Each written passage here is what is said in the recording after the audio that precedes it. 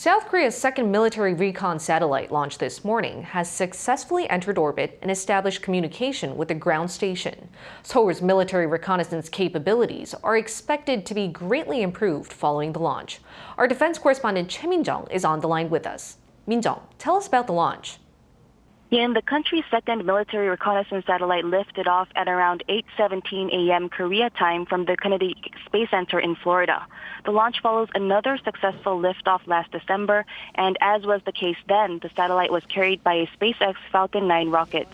The satellite successfully entered orbit after separating from the rocket some 45 minutes after launch. It succeeded in communicating with the ground station at a second attempt at around 10:57 a.m., and this means the satellite is currently operating as planned.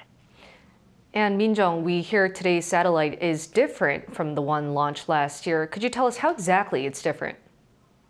Right. The first satellite was an EOIR satellite equipped with an electro-optical and infrared sensor. It can capture detailed images, but visibility depends on the weather and time of day. The second satellite, however, is a SAR satellite equipped with synthetic aperture radar sensors.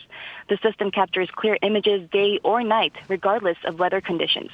The EOIR satellite checks in on the Korean peninsula twice a day, but the SAR satellite does so about 4 to 6 times a day. This means the military can perform twice as many reconnaissance activities with the launch of the second satellite.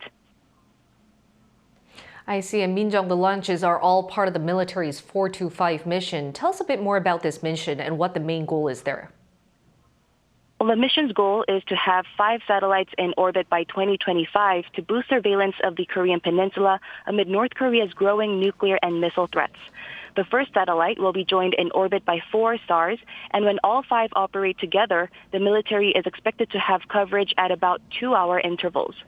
Today's launch comes as North Korea also ramps up its spying activities. The North launched its first spy satellite last November and aims to launch 3 more this year.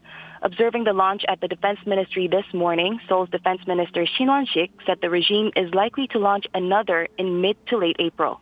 Despite the regime's ongoing efforts, the minister showed confidence that South Korea's military space technology is far more advanced than the North's. This is all I have for now. Back to you, Yeeun. Right, thank you. That was my colleague Choi Min-jung from the Defense Ministry. Min-jung, keep us posted for any more updates.